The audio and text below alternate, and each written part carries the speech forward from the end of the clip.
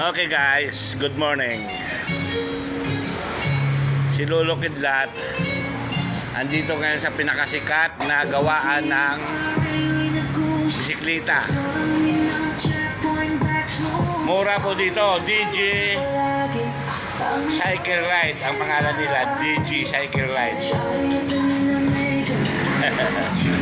Si Lolo Kidlat walang preno.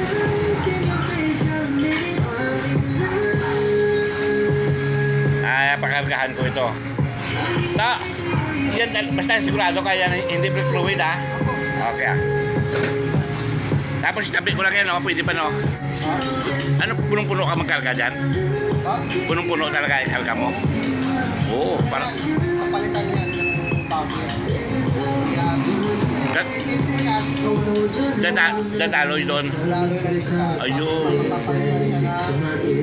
Oh, ganun pala no. Hindi katulad natin ipit-ipit na may ano lang, wala nang ganyan-ganyan. Ito bang modelo ngayon na kwan? Kaya kasi ang hydraulic kasi yung pero Ito hydraulic kung tawag ito. langis na yung pinaka nagtutulak sa panis. Yung mga ipit-ipit doon wala na. Napag lumaan na yun. Ay, yung mechanical naman. Ayan, yung ipit-ipit. Ayan. Ito, may ipit din to.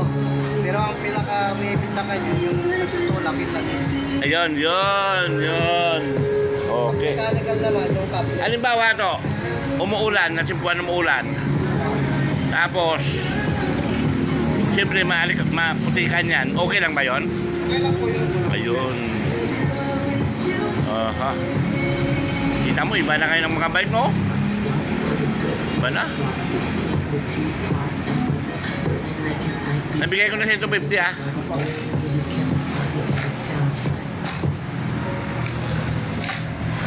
Sa mga tuwid, ang bike ngayon mas magastos na kaysa dati, no? Ano? Ha? Habang nag-upgrade po yung bike, sumali. Nag-ano na rin, no? Nag-upgrade na rin ang bike ngayon, no? Pero itong bike na ito, upgrade na to. Pwede na yan, naka-hydraulic. Ayun.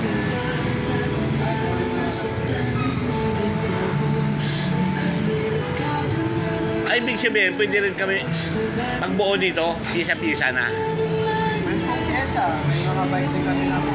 Ayun. Kumplito, no? Ay, taka, gulong nyo pala, magkano? Yung namin yung wirefone, nasa 900. Ano sukat nito, Bilog? Active. 18 na ito? 17 na sa'yo. 17? 27. At yun ang usukan, 27. 7.5. Magkano pinakamura nyo?